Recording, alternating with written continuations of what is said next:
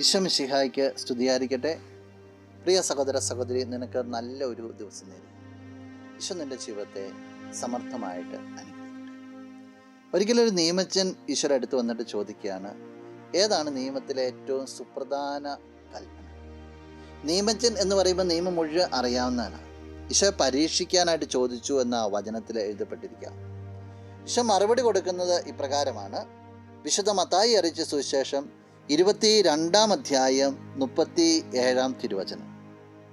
അവൻ പറഞ്ഞു, നിന്റെ ദൈവമായ കർത്താവിനെ പൂർണ്ണ ഹൃദയത്തോടും പൂർണ്ണ ആത്മാവോടും പൂർണ്ണ മനസ്സോടും കൂടെ സ്നേഹിക്കുക.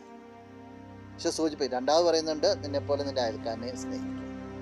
ദൈവത്തെ സ്നേഹിക്കുന്നുണ്ട് പൂർണ്ണ മനസ്സോടും പൂർണ്ണ ഹൃദയത്തോടും പൂർണ്ണ ആത്മാവോടും കൂടെയാണെന്ന് പറഞ്ഞു വയ്ക്കുക. നിയമജ്ഞൻ അത് അംഗീകരിക്കുന്നുണ്ട്. ഇന്ന് നിന്റെ മുമ്പിൽ ഈ വചനം വയ്ക്കുക. നിന്റെ ജീവിതത്തിൻ്റെ സർവ്വ സ്വാതന്ത്ര്യം എടുത്തുകൊണ്ട്, സർവ്വ പവറും എടുത്തുകൊണ്ട്, സമസ്ത മേഖലകളും എടുത്തുകൊണ്ട് നീ നിന്റെ ദൈവത്തെ സ്നേഹിക്കണമെന്ന വചനം പറയുക. ദൈവത്തിന് മുമ്പിൽ നിൽക്കുമ്പോൾ മറ്റാർക്കും മറ്റൊന്നിനും വേണ്ടി മാറ്റി വയ്ക്കുവാനായിട്ട് നിനക്കുണ്ടായിരിക്കരുത്. എല്ലാം ദൈവത്തിൽ തന്നെ കേന്ദ്രീകരിക്കണം. പൂർണ്ണ മനസ്സോടെ, പൂർണ്ണ ഹൃദയത്തോടെ, പൂർണ്ണ ആത്മാവോടെ. അങ്ങനെ കൊടുക്കുമ്പോൾ സ്വർഗം നിന്നെ വിലമതിക്കും, ക്രിസ്തു നിന്നെ വിലമതിക്കും. അവൻ നിന്നെ വിലയുള്ളവനാക്കി മാറ്റും. അവൻ നിന്റെ ജീവിതത്തെ എടുത്തുയർത്തും, നിന്റെ കുടുംബത്തെ എടുത്തുയർത്തും. ഇപ്രകാരം ഈശോയെ സ്നേഹിക്കാൻ നിനക്ക് സാധിക്കട്ടെ.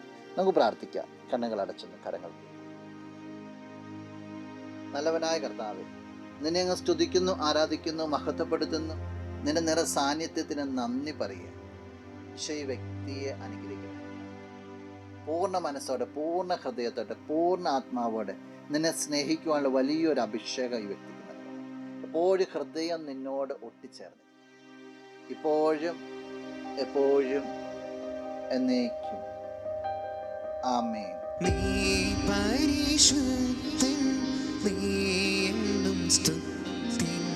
ദൈവമേ, നീ മാത്രം യോഗ്യനാ. ആരാധനയും